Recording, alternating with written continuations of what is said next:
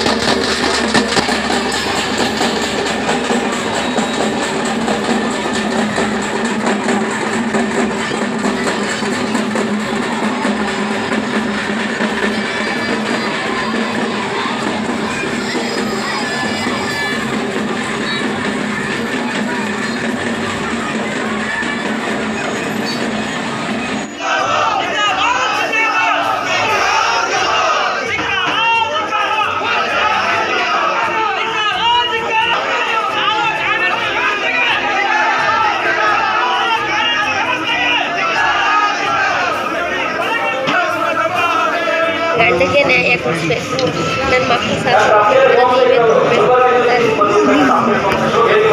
ನನಗೆ ಇಂಥ ಜಾಗದಲ್ಲಿ ಹೋಗೋಣ, ಹೋದರೆ ಮಳೆ ಬಂದರೆ ಮಳೆ ಕೆಲಸ ಮನೇಲಿದ್ದೆ ನನ್ನ ಗಂಡ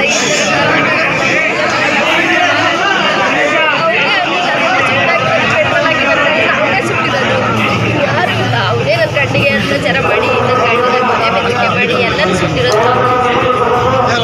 ಅನಿಲ್ ಕುಮಾರ್ ನನಗೆ ಮಾಡ್ತಾರೆ ಬೆದರಿಕೆ ಹಾಕಿದ. ನನ್ನ ಗಂಡನ ಎಲ್ಲ ಸುಡ್ತೀನಿ ಅಂತ ಹೇಳಿದ. ನನಗೂ ಹೊಡೆಯೋಕ್ಕೆಲ್ಲ ಬಂದ. ಅಷ್ಟಕ್ಕೋಸ್ಕರ ನನ್ನ ಗಂಡ ಹಂಗೆ ಮಾಡಿದ್ರು. ನಮ್ಮ ಜಮೀನಲ್ಲಿ ಹುಲ್ಲಾಕಿದಾಗ ಎತ್ಕೊಳ್ಳಿ ಅಂತ ನಾನು ಮಂಡ್ಯ ಜೈಲಿಗೆಲ್ಲ ಹೋಗಿ ಬರ್ತೀನಿ. ನಾನು ಯಾರು ಎತ್ತು ಕೊಡೋಕ್ಕಿಲ್ಲ. ಯಾರು ಬಂದು ಎದುರುಗೊಳಕ್ಕೆ ನಾನು ಪೆಟ್ರೋಲ್ ಹಾಕಿ ಗಾಡಿ ಇಬ್ಬರು ಸುಡ್ತೀನಿ, ನಾನು ಜಾಗ ಕೊಡೋಕ್ಕಿಲ್ಲ ಅಂತ ಸರ್. ಮಾರನೇ ಬೆಳಿಗ್ಗೆ ಪೊಲೀಸ್ ಕಂಪ್ಲೇಂಟ್ ಕೊಡೋಕೆ ಹೋಗಿದ್ದು ಕೊಟ್ಟಿದ್ದು, ಇನ್ನು ಮಾರನೇ ಶುಕ್ರವಾರ ಕೊಟ್ಟಿದ್ದೀವಿ, ಶನಿವಾರ ನನ್ನ ಗಂಡನ ಹತ್ರ ಮಾಡಿ ಇಲ್ಲ ಸರ್, ನನ್ನ ಗಂಡ ಮಾಡ್ಕೊಳ್ಳೋದೇ ಅಲ್ಲ ಸರ್, ಅವನೇ ಕೊಲೆ ಮಾಡಿದ್ರು. ಈಗ ಅವರಿಗೂ ನಿಮ್ಮ ಗಂಡನಿಗೆ ಏನಾದ್ರು ಸಂಬಂಧ ಇತ್ತಾ? ಏನಿಲ್ಲ ವ್ಯಾವಹಾರಿಕವಾಗಿ ಏನಿಲ್ಲ ಸರ್. ಯಾರು ಅವರು ಅನಿಲ್ ಕುಮಾರ್?